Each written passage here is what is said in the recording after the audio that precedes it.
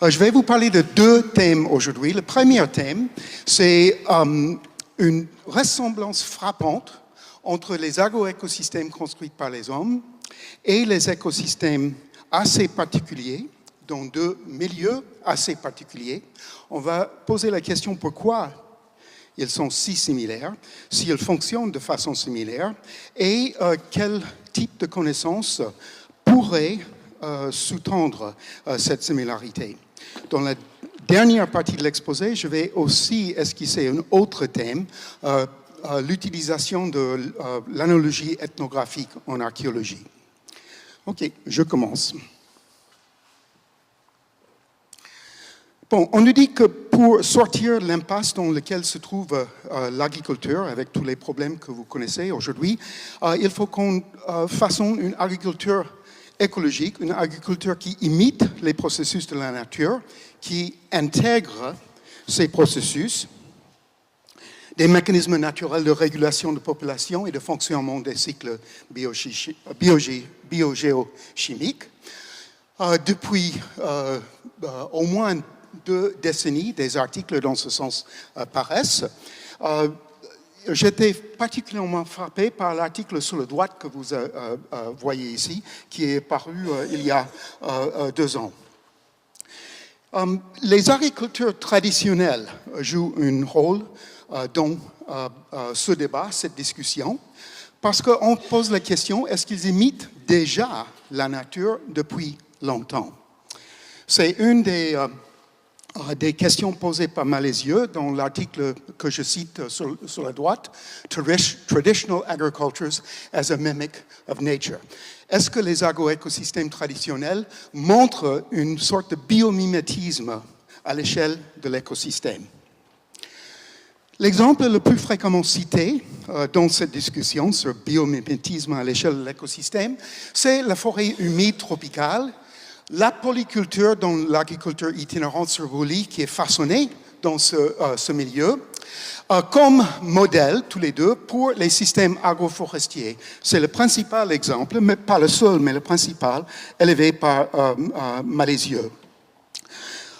Qu'est-ce qui imite la nature entre les systèmes agroforestiers et la forêt tropicale humide? Les strates multiples, une diversité spécifique élevée avec tous les avantages que ça pourrait conférer aux interactions biotiques, une diversité de formes de vie, certaines herbacées, certaines ligneuses, certaines annuelles, certaines pérennes, assurant une couverture du sol, assurant une couverture dans le sol par les différents systèmes racinaires, etc. Et on peut poser la question, quelle connaissance sur le fonctionnement des écosystèmes sous-tendent ces pratiques peut-être vertueuses? En fait, dans mon exploration de cette question, je vois qu'on connaît beaucoup plus sur les pratiques, les réflexions externes, qu'on connaît sur les connaissances qui sous-tendent ces pratiques. Par exemple, on peut poser plusieurs questions. Si ces pratiques sont vertueuses, s'agit-il de stratégies plus ou moins conscientes ou de heureuses circonstances qui sont, où les gens sont arrivés pour peut-être d'autres raisons? Tout un tas de questions complexes, et même cet exemple souvent prôné de l'agriculture itinérante sur roulis et l'agroforesterie comme mimétisme de la forêt tropicale humide, on n'est pas unanime là-dedans. Là-dessus, il y avait un numéro spécial dans Human Ecology, déjà il y a 20 ans, qui n'a pas trouvé un très fort soutien que cette hypothèse puisse expliquer pourquoi les gens faisaient ce qu'ils faisaient. Et donc, j'étais intéressé par ça dans le cadre des milieux que j'étudie, et je voudrais aller à la recherche d'autres cas, peut-être plus clairs. Et j'étais particulièrement frappé encore par une petite section dans cet article de Malezieux, où il dit que l'organisation imposée dans les agroécosystèmes peut-elle imiter l'auto-organisation des écosystèmes naturels? Et un passage dans son article, est-ce qu'il serait possible de s'inspirer de l'auto-organisation dans les écosystèmes naturels pour définir une organisation imposée? Bon, justement, en lisant ça, je me suis dit que je pense que j'ai des exemples de milieux où quelque chose comme ça se passe. Donc, je vais vous parler de deux types de milieux très différents où l'organisation imposée dans l'agriculture traditionnelle semble imiter l'auto-organisation, un type d'auto-organisation particulier, l'auto-organisation spatiale des écosystèmes naturels. Donc, le premier type de milieu que je vais vous présenter brièvement, c'est les milieux semi-arides de l'Afrique subsaharienne.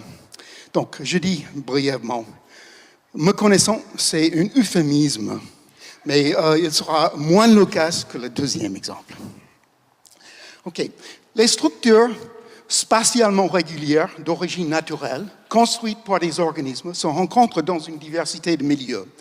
De nombreux exemples dans les formations arbustives de la région subsaharienne.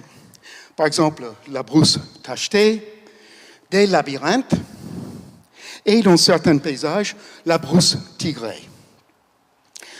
Okay. Le schéma qu'on voit à grande échelle dans ces images résulte de processus qui agissent à l'échelle locale. Et ce phénomène qui s'appelle l'auto-organisation spatiale. OK, comment ça marche? Ce sont des processus auto-organisants qui sont poussés par des organismes qu'on peut qualifier d'ingénieurs d'écosystèmes. Et dans ces exemples ici, les moteurs de l'auto-organisation spatiale sont des plantes. Et il faut savoir que ce patron qu'on voit n'est pas un projet en quelque sorte de la communauté de plantes, ce n'est pas une organisation imposée, mais c'est une auto-organisation. Il émerge de l'interaction de chaque plante avec son milieu. OK, et on va revenir à cet exemple un peu plus tard. Dans des milieux similaires de la même région géographique se trouvent des patrons réguliers similaires, mais d'origine culturelle, plantés, planifiés et imposés par les agriculteurs, mais qui semblent imiter, et du point de vue fonctionnel, ce qu'on voit dans la nature. C'est le système ZAI. On va revenir plus tard. Pour l'instant, on reste pour essayer de comprendre l'auto-organisation spatiale des écosystèmes d'origine naturelle. Donc, non seulement les paysages réguliers d'origine naturelle et culturelle se ressemblent, ils semblent fonctionner de façon similaire. Ces paysages qu'on voit ici, ce sont des artefacts, ils sont imposés par les agriculteurs. Et une question qu'on peut se poser, c'est quoi les relations entre ces artefacts, ces organisations imposées et l'organisation naturelle des écosystèmes naturels? Bon, un peu sur la théorie actuelle au moins de l'auto-organisation dans les écosystèmes. Il y a une diversité de paysages spatialement réguliers dans les régions semi-arides. Et le principe, selon les théories actuelles, le principe qui sous-tend cette auto-organisation est qu'il y a une ressource critique qui limite la répartition des organismes. Et dans ces cas, les organismes ingénieurs modifient la répartition de la ressource critique, la concentrant dans des tâches, et parce qu'elle est concentrée dans certaines tâches, les espaces entre ces tâches sont démunis de ressources. Dans les écosystèmes semi-arides, la ressource critique est l'eau.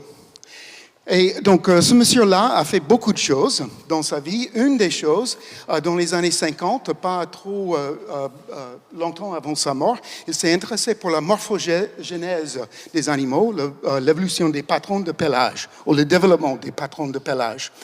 Et il a conçu un jeu d'équations que si on sait faire les maths, on peut utiliser ces équations pour générer des patrons qui ressemble à ça.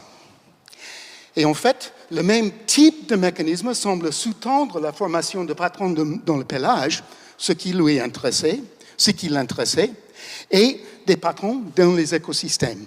Les modèles sont similaires. OK, je ne vais pas aller dans les détails de ces mécanismes.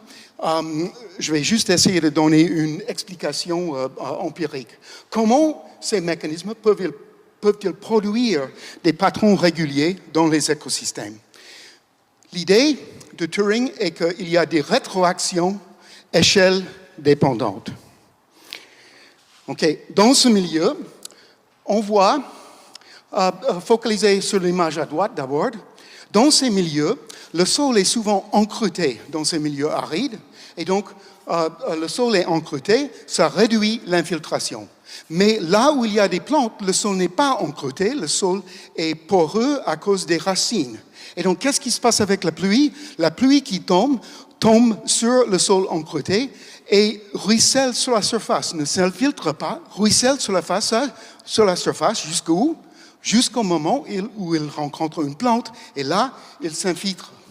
Donc, ensemble, les plantes et le milieu physique combinent pour façonner un mécanisme de concentration de ressources là où les plantes sont. Il y a d'autres mécanismes qui empêchent l'établissement d'une plante très près de plantes qui sont déjà existantes. Et donc, près d'une plante, le sol est poreux et l'eau s'infiltre. Le sol humide favorise l'établissement d'une tache de végétation là. Plus loin de la plante, l'eau se ruisselle sur le sol encruté. Eau est assimilée par les racines qui s'étendent beaucoup plus loin que la couronne. Et le sol sec empêche l'établissement de plantes. Et donc, une plante peut s'établir seulement au-delà d'une distance minimale, seuil, distant d'autres groupes de plantes. Et cet espacement régulier et la distance entre les tâches est déterminée par les échelles des processus induits par des organismes ingénieurs, des processus de facilitation à courte échelle, une réaction positive, et compétition à plus grande échelle, une rétroaction négative. Donc, c'est un mécanisme de concentration des ressources, et aussi le patron formé dépend de la topographie. Dans les paysages plats, l'eau qui coule, il n'y a pas une sens préféré, le flux d'eau est isotrope, ça flue dans tous les sens, et il n'y a pas d'orientation favorisée dans les tâches, et c'est dans ces milieux plats où on a la brousse tachetée.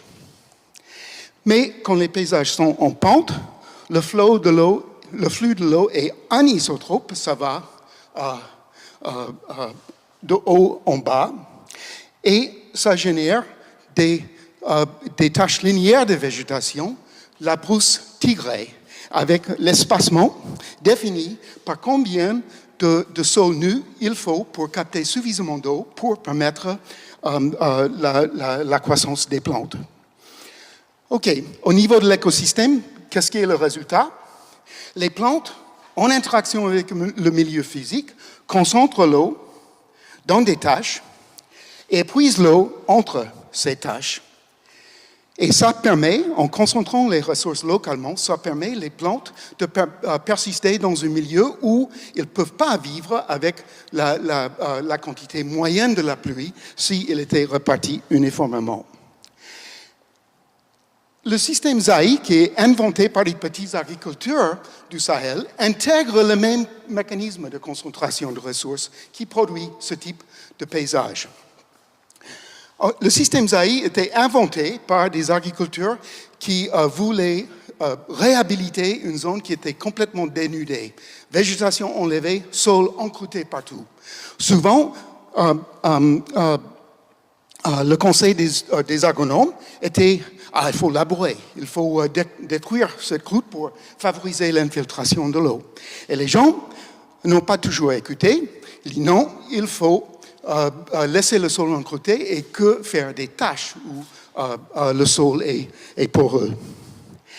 Et donc, avec le mécanisme qu'ils ont façonné, Ils préservent le sol encroûté entre les plantes et utilisent cette surface encroûtée comme mécanisme de concentration de ressources, exactement comme dans les milieux naturels de la même région. Et en plus, ils construisent du zaï tacheté sur du terrain plat et du zaï tigré sur les pentes.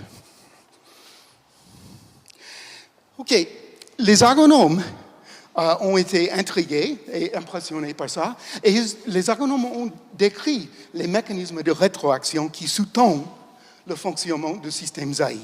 On les voit très clairement ici. Mais les agronomes semblent ne pas avoir connaissance des travaux des écologues sur les écosystèmes naturels d'une même zone, et les écologues ne semblent pas conscients du système zaï et comment il imite les systèmes qu'ils étudient. Chacun travaille dans son coin. Maintenant, on peut se poser la question, qu'en est-il des agriculteurs? Comment est-ce qu'ils ont façonné ça? Est-ce qu'ils ont regardé la nature ou qu'est-ce qu'ils ont comme perception de ces milieux naturels qui fonctionnent comme ça? Est-ce qu'ils ont tout inventé ou est-ce qu'ils se sont inspirés de la nature? Question pour laquelle on n'a pas de réponse. Maintenant, je vais aller dans un type de milieu très différent où encore l'organisation imposée dans l'agriculture traditionnelle semble imiter l'auto-organisation spatiale qu'on voit dans des écosystèmes naturels dans ces mêmes environnements. C'est des paysages à but d'origine naturelle et culturelle dans les savanes inondables, saisonnièrement inondées. Bon, on va couvrir 6 pays dans 2 continents et tout ça dans l'espace de quelques petites dizaines de minutes. Donc, attachez vos ceintures. OK, ça c'est juste pour l'Amérique du Sud. On voit qu'il y a une grande diversité de paysages à but d'origine naturelle. Leur formation, leur origine ne sont pas très bien connues. Leurs noms sont descriptifs. On pense que les campos termiteros ont été façonnés par les termites, mais ce n'est pas sûr que ce n'est pas quelque chose d'autre qu'ils aient fait, et maintenant les termites vivent dessus. Attends. OK, et dans ces mêmes milieux, souvent, on trouve des buts d'origine humaine, parfois à côté. Dans de nombreuses savanes inondables en Amérique du Sud, on trouve des champs surélevés. Ils sont complètement disparus aujourd'hui.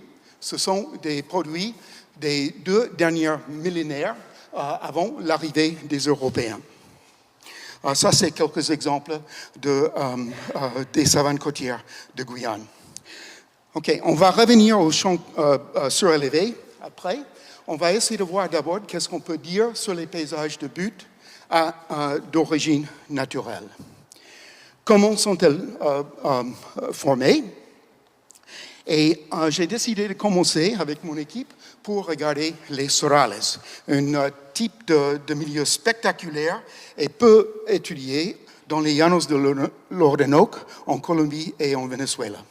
Ça a commencé avec une recherche sur Google Earth pour trouver des sites géoréférencés, pour trouver des routes pour y aller. Et donc, très vite, un point sur Google Earth est devenu la finca de Don Jorge Niño. Donc, très important dans notre travail, c'est l'imagerie aérienne. Et je vais vous montrer une petite vidéo qui montre comment on a obtenu les images que je vous projette. C'est le Pixie, inventé par quelqu'un qui a travaillé pour l'IRD. On peut monter 2 appareils photo dessus, télécommandés. Ça a une autonomie de vol d'à peu près 1 heure et on peut le contrôler jusqu'à 700, 800 mètres dans l'air. Il est forcé de décoller contre le vent. Et le chien ne se rend pas compte qu'il doit absolument bouger. Donc, on a essayé plusieurs méthodes. La première était inefficace. Oups. Le deuxième non plus. C'est le troisième, enfin, qui l'a remporté. Bon, ça peine un peu. OK, une fois l'obstacle élevé,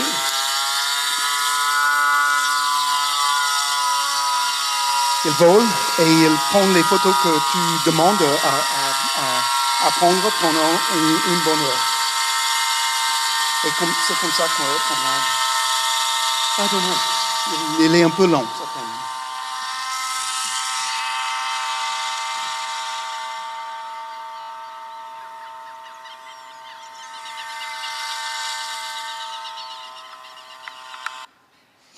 OK. OK. C'est quoi les Sorales?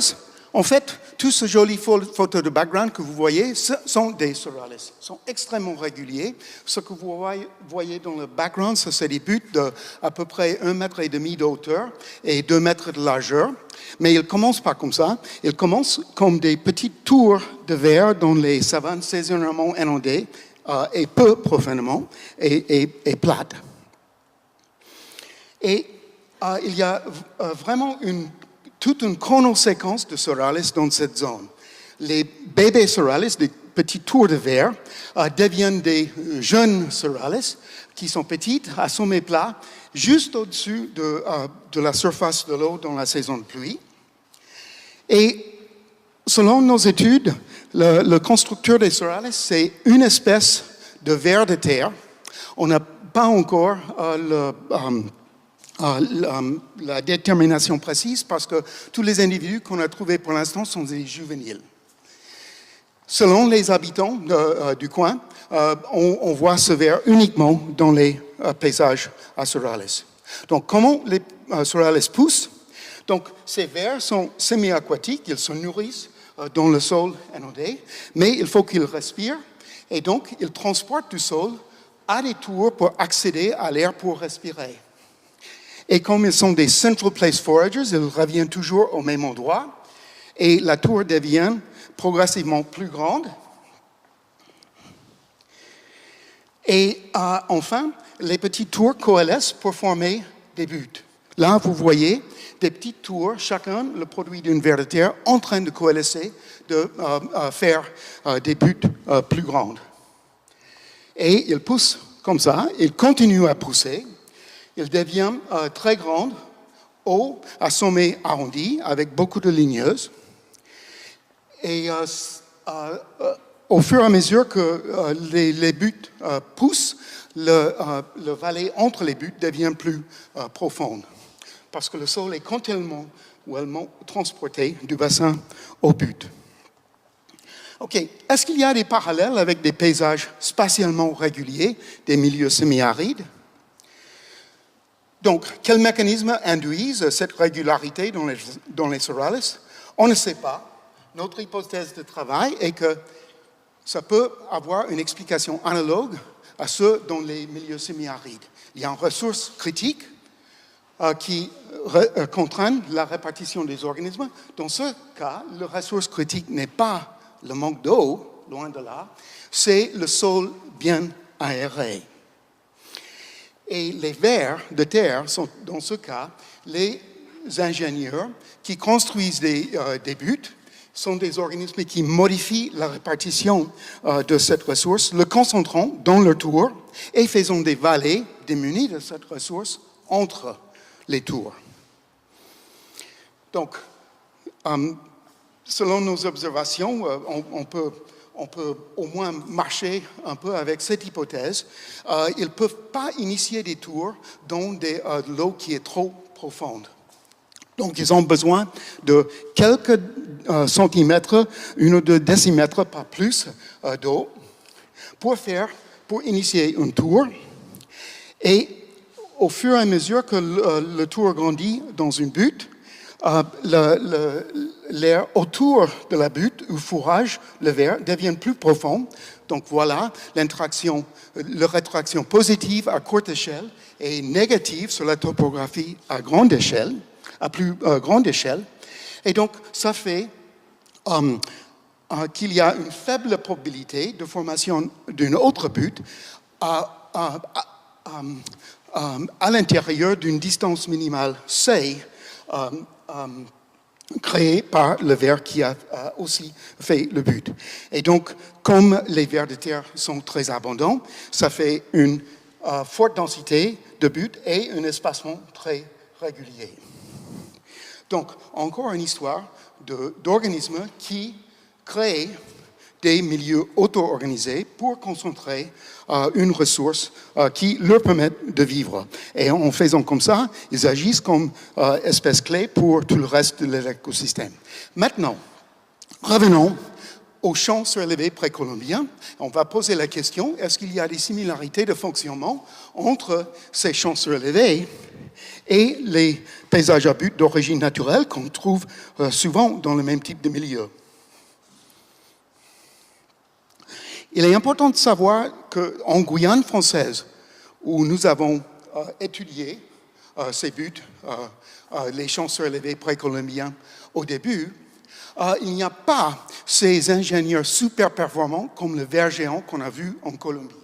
Il n'y a que des vers de terre, des termites, des fourmis généralistes, pas fortement spécialisés au milieu inondé. Une hypothèse pourquoi, on verra après. Mais il y a des ingénieurs qui sont peu spécialisés, ils transportent moins de sol, mais ils peuvent quand même faire quelque chose. Et selon nos résultats, ce sont des interactions entre ces vestiges d'activité humaine, ces champs surélevés qui ont été abandonnés au moins il y a 500 ans, et les ingénieurs non humains qui façonnent l'écologie de ces paysages aujourd'hui. Question que j'ai posée comme écologue dans ce projet qui était à l'origine archéologie, avec jusqu'à 3 ou 4 mètres de pluie tropicale annuelle et fréquemment brûlée durant la saison sèche, comment ces petits buts, les seules structures surélevées dans le coin, comment ils peuvent persister pour des siècles après l'abandon. Et quand je commençais à me promener sur les buts, tous les ingénieurs d'écosystèmes étaient concentrés sur les anciens champs surélevés qui étaient construits par les hommes. Termites, vers de terre, plantes, tous étaient concentrés sur les anciens champs surélevés. Ils sont préférentiellement colonisés par les organismes, y compris tous les ingénieurs, parce que ce sont les seuls endroits durant la saison de pluie qui ont une sol bien drainée, encore une ressource critique. C'est une ressource clé. Les organismes qui le colonisent incluent les ingénieurs, et bien qu'ils ne peuvent pas construire des buts dans cette zone, au moins il n'y a pas d'évidence, ils peuvent, sous certaines conditions, les maintenir. Les insectes sociaux, par exemple, ce sont encore des Central Place Foragers. Et dans ce milieu, 100% des nids de termites et de fourmis sont concentrés sur les anciens champs surélevés. Ils amènent des choses au but. Parmi les fourmis les plus abondantes, c'est une fourmi champignoniste qui amène énormément de matière organique à son nid, toujours sur une butte, pour donner à son champignon. Et une fois que le champignon aura terminé, ce détritus est déposé aussi sur la butte. Donc il y a la matière organique qui arrive en permanence vers ce site. Et par ces activités, et aussi par leurs activités sur la porosité du sol et la production d'agréats stables, les ingénieurs déposent de la matière sur les champs abandonnés, ils modifient les propriétés physiques et chimiques du sol, et notre hypothèse, pour laquelle on a pas mal de soutien maintenant, est que la déposition et la stabilisation de ces anciens buts par les ingénieurs suffit pour contrer l'érosion qui les aurait effacés. Pas dans toutes les conditions, mais là où la topographie et le degré d'inondation est propice, les ingénieurs peuvent maintenir les anciens buts. Maintenant, on peut poser la question, ça se passe aujourd'hui, c'est un peu trop tard pour les agriculteurs. Est-ce que ce type d'interaction aurait bénéficié aux agriculteurs à cette époque? Est-ce qu'ils jouaient un rôle quand le système était actif? Bon, des jachères ont probablement été indispensables dans ces milieux. Pourquoi probablement? Je vais vous parler de l'Afrique et les champs surélevés actuels après. Mais les jachères étaient importants pour reconstituer la matière organique du sol, reconstruire la structure du sol et contrôler les pathogènes. Mais la construction des champs surélevés est coûteuse en temps de travail. On peut poser la question, si on les laisse en jachère, est-ce qu'ils vont tomber en ruine? En effet, ces champs sont en jachère depuis plus que 500 ans. Ils sont toujours là. Et donc, on peut dire que le travail du maintien des champs durant la jachère a été délocalisé à une source de travail très bon marché. Et ce mécanisme gardait ainsi la biodiversité des savanes. Et indépendamment de tout ce qu'on peut dire sur sa productivité, on sait que c'est un type d'agriculture qui est capable de travailler avec les milieux humides et pas contre elles, ce qui le distingue de quasiment toutes les façons de faire de l'agriculture dans les paysages humides aujourd'hui. Donc, dans les savanes de la Guyane, les ingénieurs du sol maintiennent les buts qui sont construits par les humains, mais ils ne semblent pas capables de les créer. Mais dans d'autres savanes saisonnièrement inondées de l'Amérique du Sud, les ingénieurs du sol, comme vous avez vu avec les sorales, construisent des buts eux-mêmes.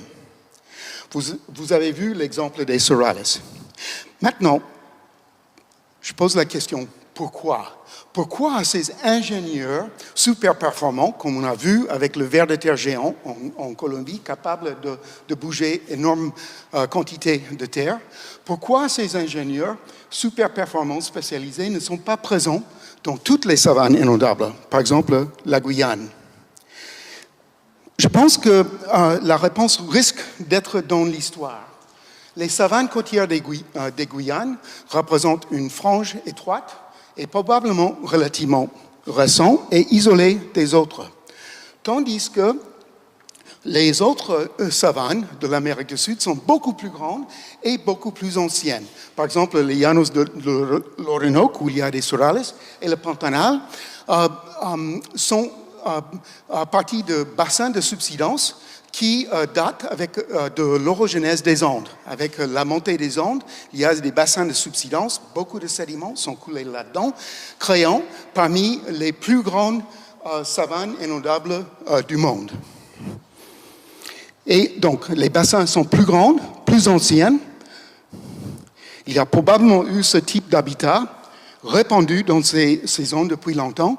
Et donc, je pense qu'il y avait suffisamment de temps et d'espace pour permettre l'évolution d'adaptations spécialisées à ces milieux saisonnièrement inondés, produisant des ingénieurs capables de bouger beaucoup plus de terre que les ingénieurs en Guyane. Une autre zone comme ça, c'est les llanos del Beni, en Bolivie, qui a la même histoire que les llanos de l'Orinoco et le Pantanal. Et ce qui est intéressant avec les llanos del Beni, non seulement il y a des paysages à but d'origine naturelle, il y a aussi la plus grande concentration de champs surélevés précolombiens qu'on connaît. Et souvent, il existe côte à côte. Donc, je voulais aller voir ça. Et cette ambition de longue date, j'ai finalement pu réaliser cet été avec mon équipe. On a mis 3 semaines. C'était vraiment trop court. C'était vraiment difficile de revenir pour la rentrée universitaire. OK. OK. Bon, Llanos del Beni, ça c'est un peu... Ce que vous voyez, tout ce qui est en vert, ce sont les vallées entre des plateformes construites par les gens. Ici, dans les Llanos del Beni, c'est exceptionnel de trouver des champs surélevés en forme ronde. Ce sont des plateformes. Et les plateformes sont des zones qui apparaissent marron. Et entre les plateformes, les vallées, c'est ça qui est vert. Donc, juste cet été, par hasard, un gros paquet de nouvelles images gratuites est tombé sur Google Earth. Et bon, Google Earth, c'est un piège. De nombreuses nuits, jusqu'à 3 heures, 4 heures du matin, je suis fabulé sur ces buttes. Ils sont vraiment partout dans cette zone. OK? Mais en même temps, il y a toute une diversité de paysages à butte d'origine naturelle. Leur origine semble être complexe. Il y a des plantes, des bunch grasses qui font des touffes. Et ça s'est inondé sur plusieurs décimètres la saison de pluie. Et donc les vers, les termites et les fourmis montent du sol entre les racines du bunch grass pour échapper à l'eau. Ça devient des tours, ça devient après des buttes, et ça forme un paysage ici qui est similaire aux sorales, qui s'appelle là-bas les sartenales. Les camionneurs ne l'aiment pas, les éleveurs pas non plus. Il y a aussi beaucoup de termites et les animaux qui les exploitent. Et ces ingénieurs humains et non humains interagissent. Là, pour la première fois, je peux voir paysage à but naturel et ces champs surélevés précolombiens côte à côte dans les mêmes zones. Là encore, c'est un peu sombre. Ce que vous voyez, les plateformes, les anciennes champs surélevés, sont des choses plus claires. Et entre les plateformes, ce sont des vallées. Et entre les plateformes, les gens ont creusé le sol pour mettre du sol sur les plateformes. Et donc, dans la vallée et dans la matrice dans laquelle les plateformes sont ennestées, c'est là où on trouve la concentration d'ingénieurs. C'est exactement l'inverse qu'en Guyane. En Guyane, l'activité des ingénieurs était concentrée sur les buttes. Ici, ils sont concentrés dans les vallées entre les buttes. Donc, un fonctionnement un peu différent et les ingénieurs ont probablement joué un rôle différent ici. Quoi qu'il en soit, toute la répartition des ingénieurs non humains est conditionnée par ces anciennes structures humaines. Là, ça c'est une vallée entre deux plateformes. Vous voyez la vallée, c'est là où on trouve les vers de terre, les termites, etc., qui sont en train de remuer le sol. La plateforme, les sols maintenant sont plus secs. À l'époque, ils ont probablement utilisé la vallée pour la source de topsoil, pour mettre sur les plateformes. Et avec tous ces vers de terre et termites et fourmis, etc., qui tourbillonnaient dans les vallées, ça générait probablement une source de matière organique qu'ils pourraient mettre à peu près tous les quelques années après jachère pour renouveler les plateformes. Et là, on voit les grosses termitières. Là, on est sur une plateforme. À gauche, c'est une vallée. Les termitières sont concentrées sur les bords de plateforme, entre la plateforme et la matrice. Et les autres ingénieurs, ils sont concentrés carrément dans la vallée. Donc, c'est la première mission, c'est encore un peu tôt, mais la relation et la fonction des ingénieurs naturels dans ce système risque d'être un peu différente que ce qu'on a vu en Guyane. Une autre chose qu'on voit dans ces milieux où il y a des paysages naturels et des paysages anthropiques côte à côte, on voit, et c'est pas surprenant, des paysages hybrides. Ça, c'est une zone dans les Llanos del Beni où il y a de grosses termitières, beaucoup plus grosses que dans les autres zones où on a travaillé. Et ce que vous voyez, ce sont des champs surélevés qui sont probablement le résultat d'aménagements de termitières. Des termitières, vous pouvez voir où il y a 2 ou 3 termitières en ligne et les gens ont utilisé ça comme pont pour faire une plateforme. Et dans cette zone aussi, on voit un type de plateforme très étroite qui s'appelle les filones. Là, vous voyez en haut de cette image. Et ça, c'est une succession de termitières qui sont joints par des constructions humaines. Donc, un paysage complètement hybride. OK. Que faisaient les gens? Que savaient les gens dans cette zone? Quels moyens a-t-on pour le savoir? La géoarchéologie, l'étude de systèmes dans la région néotropicale qui persistent encore, mais cela veut dire les chinampas, et sont complètement atypiques quand on les compare à ces champs surélevés sud-américains, complètement différents. Et des reconstructions expérimentales où on recrute des gens pour jouer comme des agriculteurs précolombiens, ce qui ne marche pas toujours non plus. Mais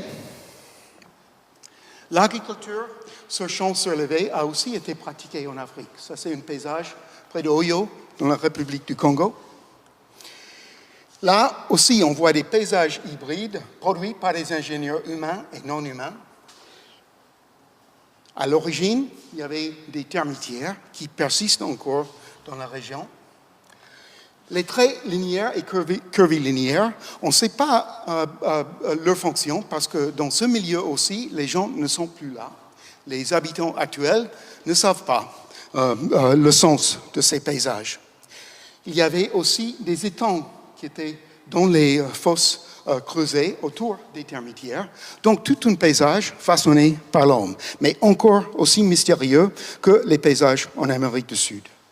Voilà quelques images gentiment prêtées par Jan Arthus Bertrand qui a survolé la même région.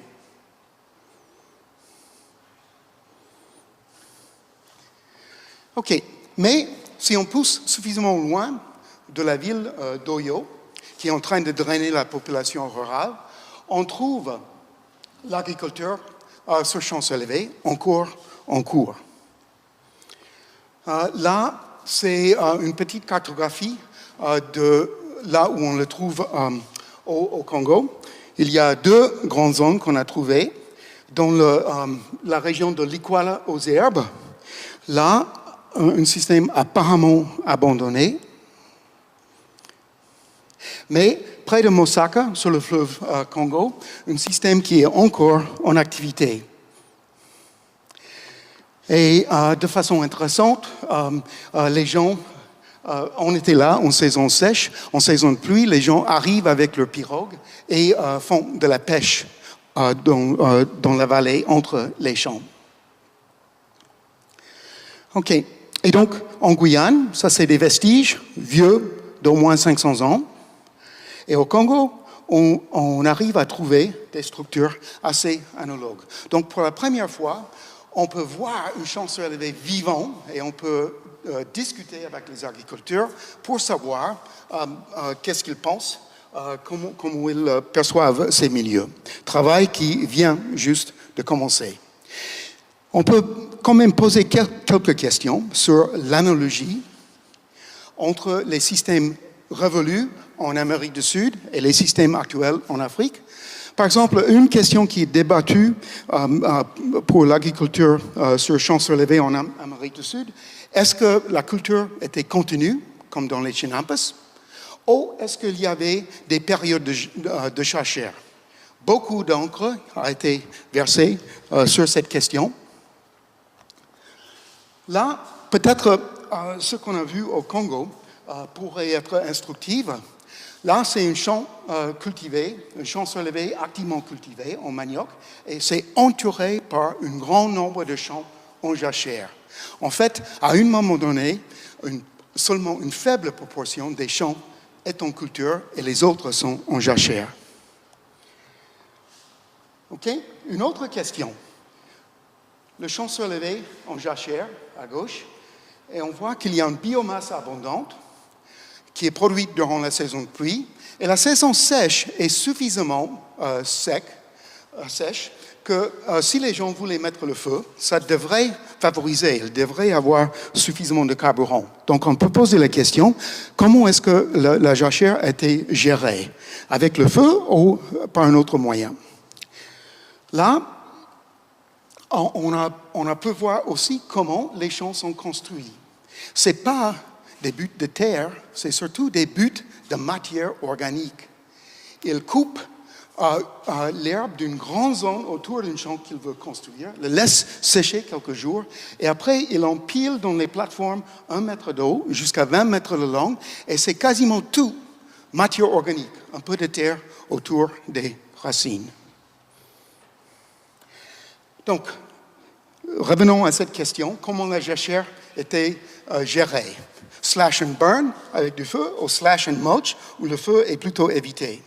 On pose cette question parce que dans un de nos sites en Guyane, on a récemment eu une indication en étudiant une carotte prise dans une tourbière qu'on a trouvée qui nous donne un peu plus que 2000 ans d'histoire. Là, le graphique est à l'échelle logarithmique. L'axe horizontal, c'est le temps, et l'axe vertical, c'est la densité de charbon de bois ou charbon de graminées, souvent, dans le sol, et encore à l'échelle logarithmique. Souvent, on dit en Guyane que les Indiens ont brûlé les savanes de temps immémorial. Ce que nous avons vu ici est qu'il y avait une augmentation par un facteur de 100 de la quantité de charbon dans les sédiments après environ 1560 de notre ère. Donc, le feu n'était pas absent avant, mais il y avait beaucoup moins de feu que dans les savanes dans cette zone actuelle. Et nous avons posé l'hypothèse que la gestion des jachères faisait peu de recours au feu. C'était surtout une type slash and mulch qui maintenait la matière organique, la structure du sol et la fertilité. En fait, le feu dans les champs surélevés actuels au Congo, le feu semble écarté, la biomasse végétale est conservée. Il y a tout un discours sur l'importance d'empêcher le feu et d'intégrer la matière organique dans les champs. OK. Bon. Deuxième site en Afrique, le bassin de Bangweulu en Zambie.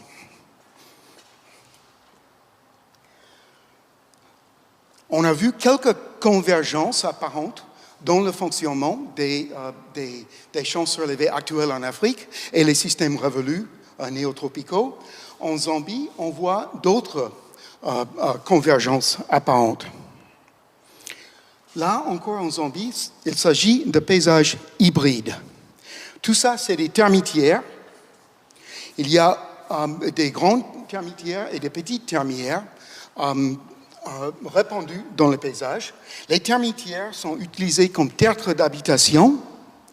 Ils sont aussi souvent convertis en complexes de champs surélevés. Donc, quand on regarde ce paysage, ça devient vite très difficile de voir qu'est-ce qui est naturel, qu'est-ce qui est culturel. Et le paysage est vraiment le produit de l'interaction entre les deux. Par exemple, dans ce paysage, ce qu'on voit, des petites termitières très abondantes, des grandes termitières qui sont souvent cultivées avec une frange de champs surélevés autour et un site d'habitation au milieu. Des traits modernes, bien sûr, des champs surélevés qui sont dans les mêmes zones que les petites termitières et les ressemblent pas mal, et une autre structure à laquelle je vais revenir un peu plus tard. Là aussi, il y a des champs surélevés énormes. Ça, c'est les plus grands qu'on a vus, 1,6 mètres d'eau. On voit que le manioc est planté. On commence à peu près à 70 cm d'auteur pour planter le manioc. Et le manioc est récolté au fur et à mesure que l'eau monte durant la saison de pluie. OK. Quand on regarde les images et qu'on se promène sur le terrain, dans le bassin de Bangweulu, on voit plein de petits traits linéaires qui traversent les zones de drainage. On s'est posé la question avant qu'on est allé, et une fois qu'on était là sur le terrain, on a vu exactement de quoi il s'agit. Ces traits, et là on arrive à voir aussi sur l'imagerie Google Earth, ils sont marqués par des petites encoches tous les 20 mètres, tous les 50 mètres environ. Et ces petites encoches sont des fishways. Ce sont des barrages à poissons. Ce sont des zones où l'eau vient inonder la savane à l'auteur de quelques décimètres pour quelques mois, et après, l'eau partent. Et toute cette zone est utilisée pour mettre des barrages à poissons. Ces barrages à poissons sont aussi des structures hybrides. Ils vont d'une grande termitière à une autre, à travers la savane, et les gens habitent les termitières durant la saison de pêche. Et donc, ils regardent quand est-ce que l'eau commence à partir, et à ce moment, ils mettent un panier sur chacun des pièges, chacun des fishways. OK? Donc, la photo en bas à gauche, ça c'est une fishway qui vient d'être construite, n'est pas encore mise en action. Et là derrière, vous apercevez à peine une espèce endémique d'antilope à cette zone, le Black Ledgeway. Et les termitières, comme je disais, sont intégrées dans cette structure hybride. OK, ça c'est le bassin de Bangweulu en Zambie. Ça nous a rappelé un ancien article d'un collègue archéologue, Clark Erickson, en 2000, en Nature. Oui. OK. Et en fait, ce sont le même type de fishware, exactement dans le même type d'endroit. Et là, ils sont trop vieux, on ne peut pas les voir sur l'imagerie Google Earth, mais ils ont aussi les V-shaped fishways qu'on arrive à voir sur des photos aériennes. Et on travaille maintenant avec Erickson, avec un ichthyologue en Zambie, pour faire une comparaison de ces systèmes apparemment convergents dans deux milieux avec des contraintes fortes et très similaires, mais séparés de millénaires d'histoire humaine. OK, j'arrive à la fin. Okay. Nous avons focalisé ici sur les bases biophysiques. Vous allez vous rendre compte que toute la partie de mon topo avant le double point était très gonflée. Disait quelque chose comme vers une ethno-écologie du fonctionnement des écosystèmes. Le mot important est vers. Okay. On n'est pas encore là, comme vous voyez. Tout ce qu'on peut faire pour l'instant, c'est soulever des questions, soulever toute une pan de domaines dans l'ethnoécologie où on n'a pas encore les réponses parce qu'on n'a pas encore posé les bonnes questions. Donc, qu'en est-il de la perception des agriculteurs? Est-ce qu'il s'agit de biomimétisme à l'échelle de l'écosystème? On peut se poser la question, quelle perception les agriculteurs ont-ils de ces paysages réguliers d'origine naturelle? Est-ce qu'ils se rendent compte? Est-ce qu'ils s'inspirent de ça, ou est-ce qu'ils inventent, ils n'ont pas besoin de cette inspiration? Est-ce qu'ils imitent des structures en essayant d'imiter des processus qu'ils ignorent? Est-ce qu'ils imitent des processus qu'ils peuvent aussi expliquer d'après leur façon? Ou s'agit-il simplement d'adaptations convergentes? Les vers de terre et les termites ne se sont pas parlé. Ça ne leur a pas empêché d'évoluer de façon indépendante des adaptations pour faire des buts de terre. On ne peut pas nier cette capacité à l'homme non plus. Donc on peut poser la question, est-ce qu'il s'agit du vers ou de la prose? Et comme le mec dans cette pièce de Molière qui se rendait enfin compte qu'en fait, il parlait de la prose depuis 40 ans, peut-être les agriculteurs ont fait depuis longtemps un biomimétisme sans en être conscients. Donc il faut se souvenir qu'un patron similaire ne suppose pas nécessairement un projet d'imitation. Voilà où on en est avec ces questions, vraiment tout au début, mais il est clair qu'il y a tout un pan de savoir qu'il faut découvrir. Donc des objets hybrides, des paysages hybrides, des ingénieurs qui s'appuient sur et maintiennent des structures créées par les humains qui font l'inverse. On peut poser la question, est-ce que cette organisation qu'on voit imposer, est-ce que c'est un projet de la société? Ou est-ce que ça aussi, c'est peut-être un type d'auto-organisation, mais peut-être avec une dynamique sociale qu'il reste à déchiffrer, plutôt qu'une dynamique écologique. Donc, autre chose, pour l'instant, ces paysages, on les voit, Ils n'ont été pas construits en une seule fois, mais ils sont apparus et grandis au fil du temps. Et pour l'instant, ce qu'on a, c'est une instantanée, un snapshot. Il faut voir le film. OK, j'espère que ça vous a plu, ce petit tournée parmi différents types de buts dans les endroits où on met des bottes de caoutchouc pour regarder des buts. Okay, merci.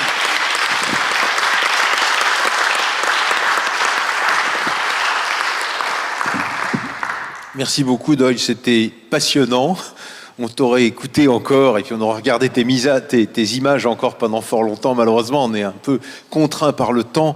Est-ce qu'il y a une ou deux questions et puis on pourra peut-être continuer à échanger sur cette vision quand même un peu révolutionnaire de ce qu'on appelle la nature.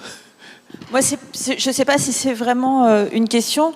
Dol, tu connais bien le travail de Marc Delattre, bien évidemment, sur les plateaux Batéké, où on est dans une zone de savane et où il y a la même culture en butte que tu as montré en enfouissant les déchets organiques dans le sol pour faire les cultures des maniocs. Bien évidemment, là, on n'est pas en zone inondable. Moi, j'y suis allée pendant la saison des pluies et j'étais en train de réfléchir tout à l'heure en me disant mais est-ce que c'est inondé ou pas, et je m'en rappelle pas du tout. Mais par contre, que ce soit Jean-Marie Betsch ou Marc, quand ils ont fait leur terrain, je ne pense pas que ni l'un ni l'autre ait pensé à demander ou à observer si auparavant, effectivement, il y avait eu une activité, comme tu as montré, des termites ou des vers. On ne sait pas en fait où les femmes placent leur plantation avec ces buts. Donc je me dis que ça serait un travail à continuer, savoir si effectivement, parce qu'il y a beaucoup de termitières, comme tu as montré au Congo, il y a les petites termitières et les grandes termitières. Et donc est-ce que c'est déterminant dans le choix de l'emplacement de ces différentes plantations de manioc qui sont faites suivant les mêmes procédés? Bonne remarque, et je ne sais pas. Je voudrais juste ajouter que l'agriculture sur but n'est pas seulement restreint à ce type de milieu. On trouve beaucoup d'endroits où les gens mettent des buts. Mais c'est très fréquent dans ce type de milieu et c'est là où on voit les structures les plus élaborées. Mais il ne faut pas chercher ce type d'interaction dans tous les différents agro-systèmes à but. Ils peuvent avoir d'autres avantages que le drainage. Et en fait, pour la Zambie, là, on fait un peu d'histoire.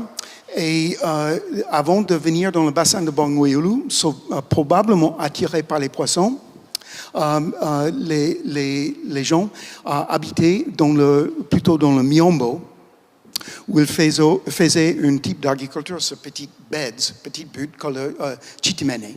Et leur grand champ surélevé, c'est probablement un développement ultérieur d'un type d'agriculture qu'ils ont fait dans un milieu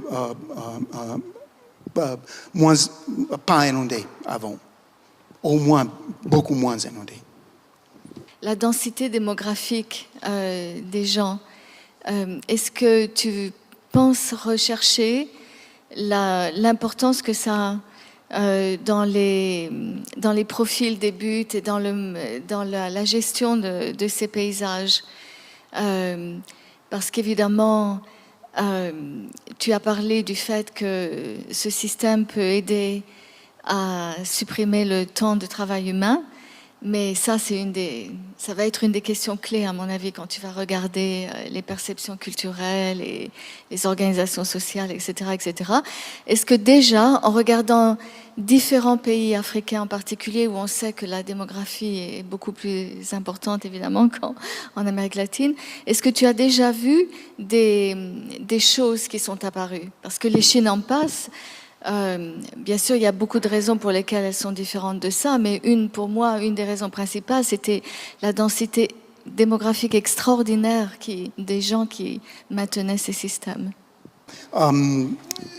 Donc, comme tu sais, il y a beaucoup de débats sur est-ce que ce système était intensif en Amérique du Sud ou pas. Et il y a vraiment, c'est un débat assez polarisé. Certains pensent que oui, c'était intensif. Ça, quand on voit le nombre de buts et de structures et leur densité, ça doit être une grande densité de population. Mais là, souvent, on avait l'hypothèse implicite, au moins, que tout ça, ou une grande partie de ça, était cultivé tous en même temps. Et c'est probablement pas le cas. On voit beaucoup de choses en Afrique qui semblent être complètement abandonnées. Et d'autres qui sont là, sont côte à côte. Aussi, dans les systèmes en Afrique où ils sont cultivés, il y a une faible proportion qui est cultivée à un moment donné. Donc, ça fait, pour l'instant, ça me fait penser qu'on devrait peut-être baisser les estimations de densité de population qu'on avait. Mais c'est une chose que peut-être on peut faire avec l'étude comparée des fish weirs. Nos premiers calculs basés sur ce que Clark Erickson nous a envoyé et nos calculs faisaient sortir que la densité linéaire, c'est-à-dire kilomètres de barrage à poissons par kilomètre carré de surface, était presque identique dans les deux sites. Et on sait en Zambie que plus il y a une population de pêcheurs, plus il y a de fish weirs. Donc on peut lier densité de fish weirs à population. Et donc ce qui nous fait penser que là, peut-être Clark Erickson n'avait pas tort quand il disait qu'il y avait pas mal de gens qui pêchaient là avec cette densité. Là encore, on ne sait pas combien de temps les fish weirs restent distincts une fois à l'abandon. Là, dans les fish weirs vieux de 500 ans en Bolivie et les fish weirs actuels, on voit qu'il y a une énorme différence. Il semble y avoir beaucoup de végétation qui a couvert, beaucoup d'érosion. On ne voit pas les traits. Donc, en Zambie, on peut dire que presque tous les fish weirs qu'on voit sont en utilisation maintenant. Mais ça, c'est juste des idées. Mais je n'ai rien vu pour l'instant qui ressemble à un système intensif comme les chinampas. Mais c'est pas non plus juste quelques familles. Mais les archéologues, ils aiment bien poser des chiffres dans ce débat. Moi, je mettrais des flèches et je sortirais pas un chiffre. Disons, j'étais peut-être pas une des rares personnes intéressées par quelque chose qui, en effet, peut-être c'était pas la partie la plus éclatante. C'est-à-dire qu'en tant que préhistorien anthropologue, ce qui m'a intéressé beaucoup dans ce que vous avez dit, c'est la question de la conscience. C'est que vous avez posé la question dans quelle mesure les gens qui font ça sont conscients. Et pour moi, c'est une grande interrogation parce que ça ne s'applique pas que à des sociétés de production, mais d'une certaine manière aussi aux chasseurs-cueilleurs. C'est une question qu'on peut se poser sur les temps longs de la préhistoire. La conscience, c'est un mot très complexe qui demande vraiment, je dirais, une recherche presque ethnologique pour chaque population, parce que bon, il peut avoir une conscience personnelle, il peut avoir une conscience d'une certaine manière collective, il peut avoir aussi une conscience qui a existé à un certain moment, mais cette conscience est devenue une tradition. Donc on interroge les gens et dit mais est-ce que vous êtes conscient? Peut-être d'ailleurs on pose la question et dit mais qu'est-ce que c'est être conscient?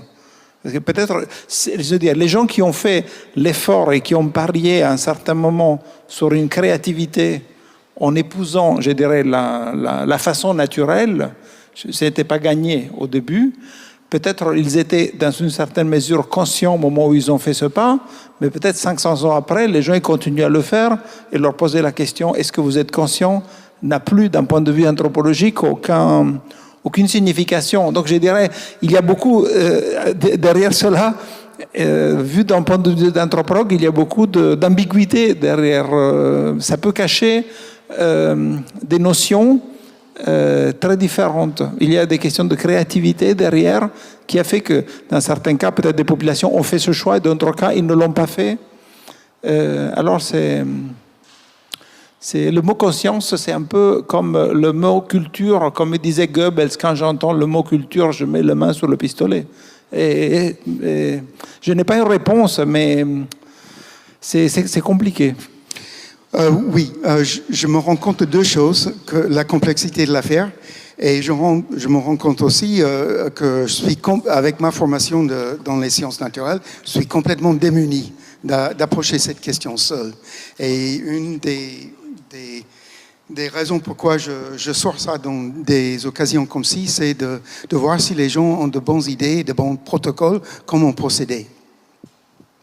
Un des protocoles qu'un préhistorien utiliserait, c'est en effet d'analyser toutes les étapes de cette chaîne opératoire et essayer de poser des questions aux gens sur chacune de ces étapes, aussi essayer de comprendre la variabilité de ces différentes étapes et de comprendre les outils et d'essayer de comprendre pour chacune des étapes quel est le degré de variabilité. Et je dirais là, le mot conscience peut prendre sa place parce que plutôt qu'être une question qui est posée sur l'ensemble, disons, au niveau du processus, il est posé dans chacun des moments dans lesquels ces processus, par exemple dans une certaine saison, plutôt que dans d'autres, dans l'utilisation d'un certain outil, dans l'acteur qui utilise l'outil, est-ce que c'est un homme, une femme, le jeune, est-ce que la personne âgée a plus de connaissances peut-être que la personne, et comment il y a une transmission de connaissances d'une génération à l'autre. Donc peut-être que c'est en coupant le mot conscience en petites étapes, on arrive à avoir une vision plus précise. C'est vous qui avez posé la question. Avec ma formation, je suis démuni pour avancer sur cette question. Mais je pense que c'est avec des milieux comme ça où on a des très fortes contraintes et des convergences apparentes, où on a le terrain le plus propice pour essayer de voir un peu plus qu'est-ce que les gens, comment ils perçoivent un écosystème qui est vraiment super particulier. C'est peut-être un peu plus facile avec ces milieux vraiment très contraints qu'avec une forêt tropicale ou une prairie. Je voulais seulement savoir quelle est la définition du mot ingénieur, humain et non humain dans ce cas-là. Quelle qualité OK, ça c'est quelque chose qui est débattu par les écologues. J'ai une copain, Michael Houston. Je lui ai montré mon premier papier sur ce thème et il a compté, il a dit, tu as utilisé le terme Ecosystem Engineers 34 fois dans le papier. Tu aurais dû l'utiliser 0 fois. Il n'aime pas le mot parce que, en quelque sorte, chaque organisme peut avoir un effet sur les propriétés physiques du milieu. C'est quasi inhérent à la vie. Mais on qualifie d'ingénieurs d'écosystèmes ces organismes qui ont un très fort impact. Comme dans ce système, le ver de terre qui crée ces buttes en Colombie, là on a pas mal d'indices que c'est une espèce qui est responsable pour ce paysage, qui change tout le lot pour les autres. Et là, on peut utiliser, je pense, le terme ingénieur d'écosystème, au moins comme raccourci. Mais sachez que dans l'écologie, c'est un terme avec lequel pas tout le monde est d'accord, parce qu'on peut dire que chaque organisme est un ingénieur. Je l'utilise ici pour distinguer ces organismes où l'impact sur la structure physique du milieu est vraiment évident et frappant. Merci beaucoup Doyle, merci à toutes et à tous de ce débat qu'on aimerait bien prolonger, mais malheureusement on va être obligé de l'arrêter ici. C'était vraiment passionnant, je regrette qu'il n'y ait pas plus de monde qui soit venu t'écouter, mais on a la chance d'avoir une captation et si tu en es d'accord, on pourra mettre cet exposé en ligne sur le site du LabEx, je crois que beaucoup de monde pourra en profiter. Donc je vais clore la séance d'aujourd'hui en te remerciant encore et en remerciant tous les orateurs et oratrices. Et vous donnez rendez-vous demain matin à 10h précise pour la seconde journée de restitution du LabEx BCDIV. Merci encore. Bonne soirée.